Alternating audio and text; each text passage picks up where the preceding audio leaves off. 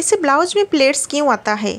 Arm hole के under arm के पास भी प्लेट्स आता है और स्लीव के पास भी प्लेट्स आता है। काफ़ी सारे प्रॉब्लम होता है, कितना भी अच्छे से कटिंग भी कर लिए, फिटिंग भी अच्छे से करते, सिलाई भी प्रॉपर तरीके से करते, फिर भी ये प्रॉब्लम क्यों नहीं जाता है? किधर हम गलती करते हैं? जैसे हम सिखाए हैं उसी तरीके से तो हम कटिंग करते हैं, ये प्रॉब्लम क्यों होता है? हेलो फ्रेंड्स, मैं निवेदिता स्वागत करती हूँ आप सभी को अपने चैनल पर। क्या ये क्वेश्चन आपके मन में है? क्या आपके साथ यही प्रॉब्लम होता है? तो ये वीडियो आपके लिए बिना स्किप किए हुए पूरा देखिएगा। तो चलिए वीडियो स्टार्ट करते हैं। आज हम बस फ्रंट पार्ट का कटिंग नहीं करेंगे, सिर्फ हम बैक पार्ट का कटिंग करेंगे और स्लीव का कटिंग करेंगे, क्योंकि ये जो प्रॉब्लम होता है हमारा आर्म होल के पास, शोल्डर और स्लीव का जब भी हम कटिंग करते हैं। ओके, तो सबसे पहले लाइन हमने ड्रॉ कर लिए है कपड़े को स्ट्रेट करने के लिए। जितना आपका लेंथ है 1 इंच ऐड करके उसमें मार्जिन कर लेना है, यानी 12.5 इंच चाहिए 12.5 इंच के, तो 1 इंच प्लस करके 13.5 इंच में मार्क करके लाइन स्ट्रेट करके ले लिए है। ये अपने अकॉर्डिंग आपको ले लेना है। अब भी आता है शोल्डर, इधर ही हमारा स्टार्ट होता है मेजरमेंट लेना, परफेक्ट तरीके से मेजरमेंट। शोल्डर जितना है, जब भी हम बोट नेक सिलते हैं शोल्डर हमारा जितना है उसका हम हाफ लेते हैं, अपने चेस्ट के अकॉर्डिंग, हाइट के अकॉर्डिंग, शोल्डर के अकॉर्डिंग। वो सब हमको छोटे छोटे बात ध्यान देना पड़ता है। तो देखिए, इधर मैं ब्लाउज़ में थोड़ा बताती हूँ, जैसे कि हम किसके बारे में बात कर रहे हैं। ये वाला देखिए, इसके साइड में और स्लीव के पास इसी तरीके से प्लेट आता है। तो ये प्रॉब्लम हमारा किधर होता है, तो थोड़ा मैं इधर आपको एक्सप्लेन करना चाहती हूँ। जब भी हम कटिंग करते हैं, अगर हम प्रॉपर तरीके से आर्म होल का गोलाई का सेव, शोल्डर का मेजरमेंट डीप नेक के हिसाब से अगर शोल्डर माइनस हम नहीं करेंगे तभी भी आपका ये प्रॉब्लम आएगा। आर्म होल अगर आपको 17 इंच चाहिए तो सिलने के बाद 17 इंच ही रहना चाहिए, ना आपका 17.5 रहना चाहिए, ना आपका 16.5 रहना चाहिए। समझ पा रहे हैं? जब भी हम जब भी हम ब्लाउज़ का आर्म होल का मेजर करते हैं तो उसी मेजरमेंट से हमको स्लीव भी कटिंग करना होता है, सेम मेथड। तो बस हमको क्या ध्यान देना पड़ेगा, इसलिए आज मैं एक ही वीडियो में बस मैं बैक पार्ट का और स्लीव का कटिंग करेंगे, ताकि एक जो कन्फ्यूज है आपको दूर हो जाए। तो आज के बाद ये प्रॉब्लम 95% आपका नहीं होएगा।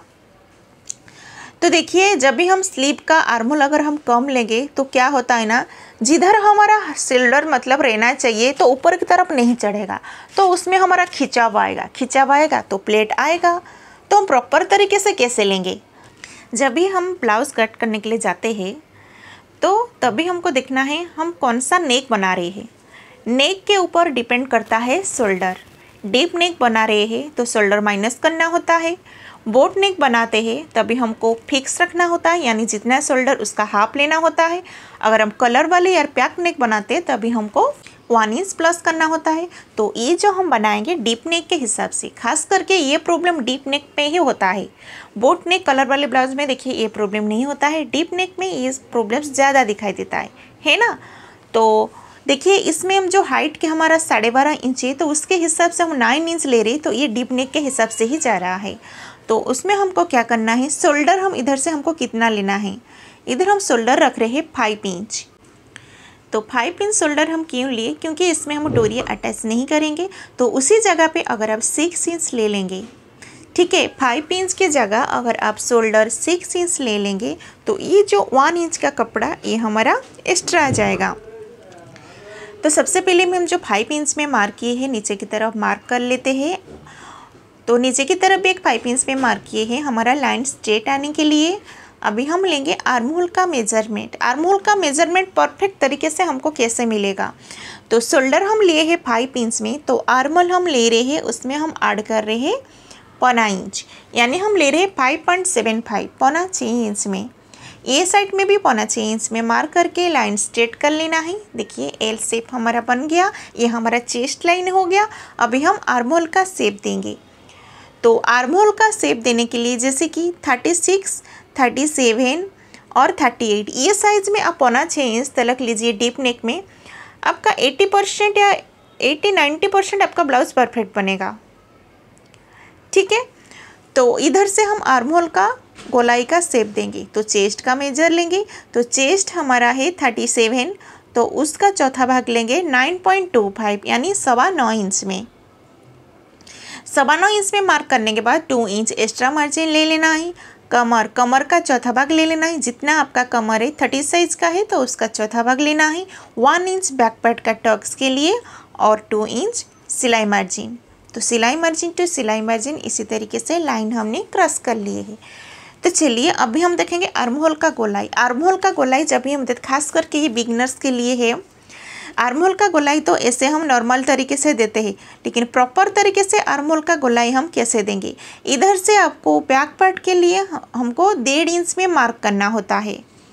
तो देखिए ये बैक पार्ट के लिए हम 1.5 इंच दूरी पे एक मार्क करेंगे और आर्म होल का गोलाई का शेप दे देंगे। आर्म होल का गोलाई किधर से हमको शेप देना है, अगर इसी जगह पे आप 2 इंच ले लेंगे, ठीक है, और इसी तरीके से शेप दे देंगे। मैं बस आपको बताती हूँ कि किधर हम गलती करते हैं।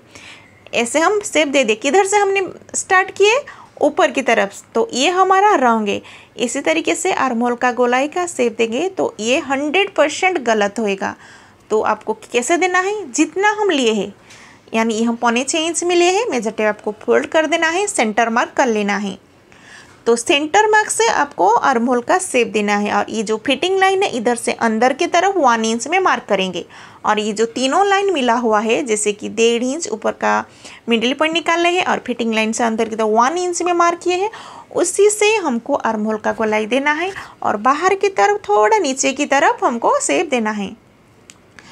तो आप देख सकते हैं अगर इस तरीके से शेप देंगे तो ये कपड़ा हमारा एक्स्ट्रा निकल जाता है। तो ये होता है नीचे का साइड में, यानी अंडर आर्म के नीचे जो कपड़ा प्लेट्स आता है इसके कारण।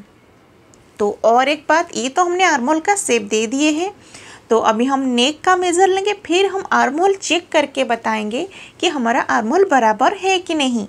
तो नेक डिप लिए हैं हम 9 इंच में, ब्रॉड हम रखे हैं 2.5 इंच, नेक विड्थ लिए हम 2 इंच, बक्स बना लेना है और इधर से गले का शेप दे देना है। तो गले का शेप इधर हम पान गला दे रहे हैं, तो ऊपर की तरफ 2 इंच मार्क किए हैं, बाहर की तरफ 1/2 इंच और इसी तरीके से गले का शेप दे देना है। तो देखिए गले का शेप हमने दे दिए हैं। तो आप इसी जगह पे कौन सा भी शेप आप दे सकते हैं अपनी पसंद से। डीप नेक में 1/2 इंच ऐसे शोल्डर की तरफ मार्क करके शोल्डर स्ट्रिप कर लेना है। तो इधर देखिए अभी हम आर्म होल चेक करेंगे। सबसे पहले 1/2 इंच शोल्डर जो सिलने में जाएगा इधर से हमने मार्क कर लिए हैं और सिलने में जितना दबता है ऐसे डट डट करके मार्क कर लेते हैं, क्योंकि सिलने के बाद ये हमारा यहाँ तक आर्म होल आएगा, ठीक है। तो इसका ही हम मेजरमेंट लेंगे फिटिंग लाइन तक। तो आर्म होल का गोलाई आपका जितना भी होएगा, ठीक है। तो आर्म होल का गोलाई इसमें हमारा 17 इंच है, तो उसका हाफ हमारा 8.5 इंच आना चाहिए। तो इसी तरीके से मेजर टेप को घुमाते हुए चेक कर लेंगे कि हमारा 8.5 इंच हो रहा है कि नहीं हो रहा है। तो आप देख सकते हैं ये हमारा परफेक्ट है। समझ पा रहे हैं? तो इसी बात को आपको ज़रूर ध्यान देना है।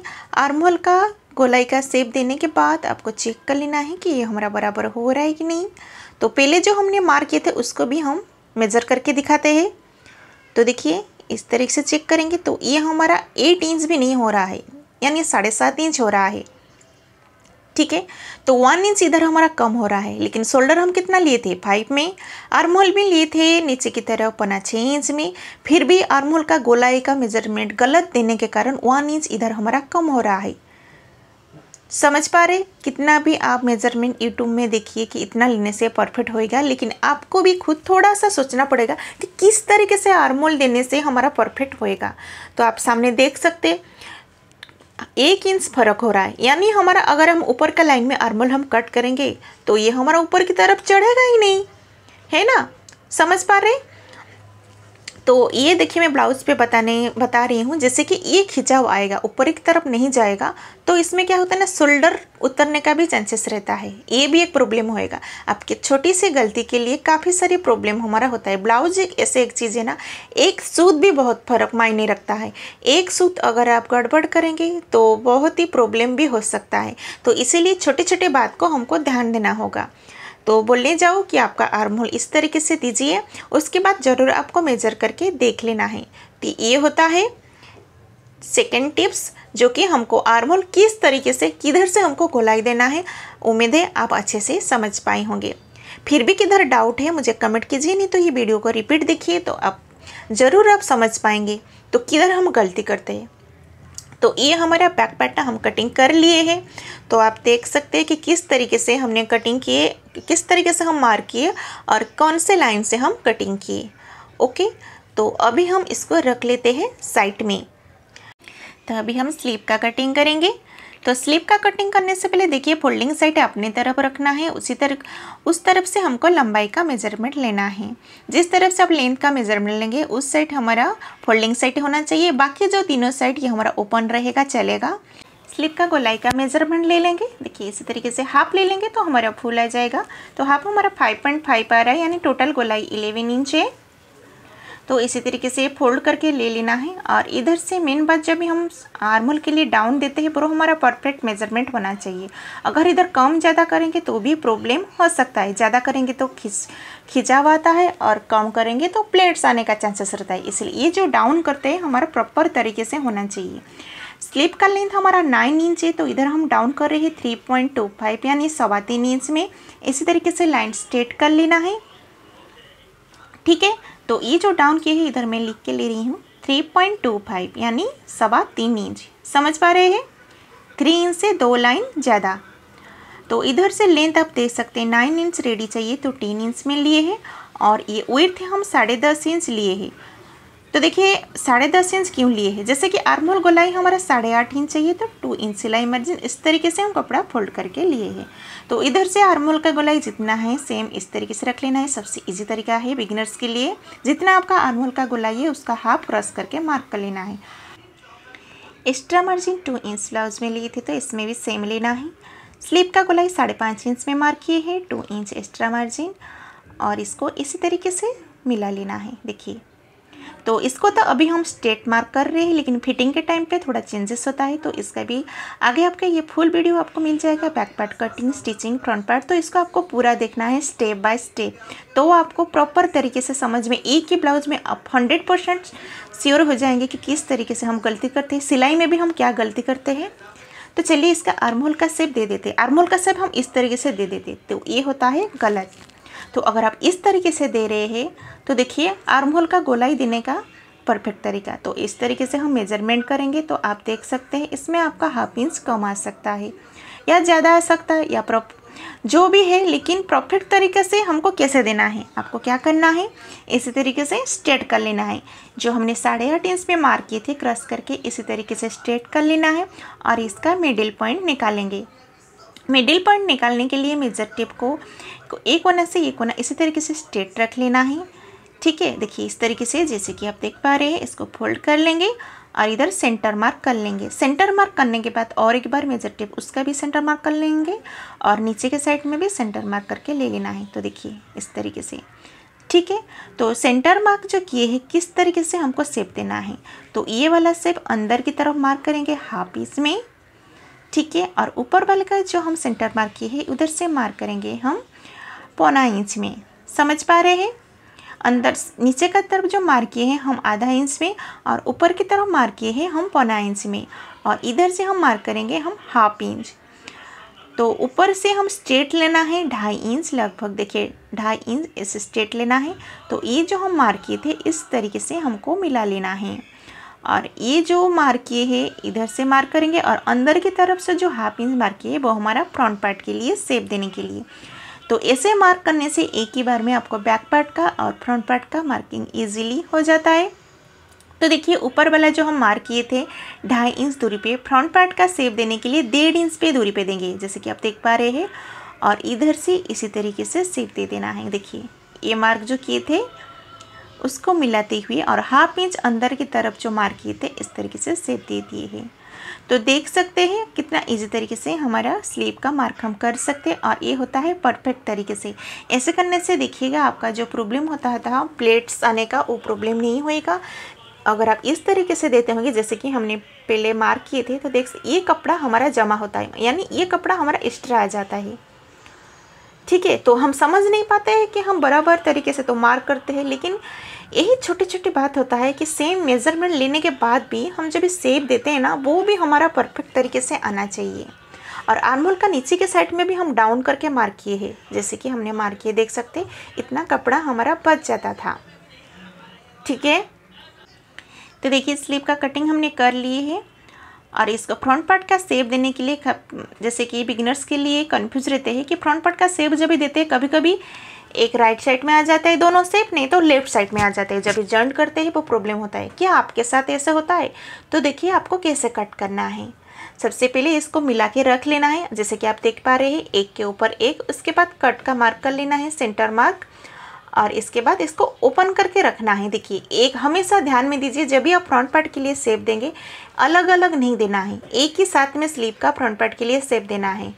ऐसे देने से आपका कभी भी 100% गारंटी, कभी भी आपको गलती नहीं होगा, गड़बड़ नहीं होगा। तो अभी आपको मेज़र करके दिखाते हैं, जैसे कि हमारा बैक पार्ट और फ्रंट पार्ट मेजरमेंट सेम है कि नहीं। तो इधर से भी कट लगा लेते हैं। जब भी हम स्टिचिंग करेंगे, ये जो हम कट लगाए फिटिंग लाइन का, ये पूरा पॉइंट टू पॉइंट आना चाहिए। देखिए, और शोल्डर 1/2 इंच ऊपर की तरफ रखेंगे कि हमारा सिलने में जाएगा। तो आप देख सकते हैं जब भी हम सिलाई करेंगे ये हमारा परफेक्ट, एक सूत भी इधर उधर नहीं होएगा और ये स्ट्रेट भी आएगा। जैसे हम मार्क किए हैं इस तरीके से अगर आप कटिंग करेंगे तो आपका परफेक्ट तरीके से आएगा। तो ऐसे करके भी दिखाती हूँ। देखिए इस तरीके से आप मेज़र करके ज़रूर चेक कर लेना है, ठीक है।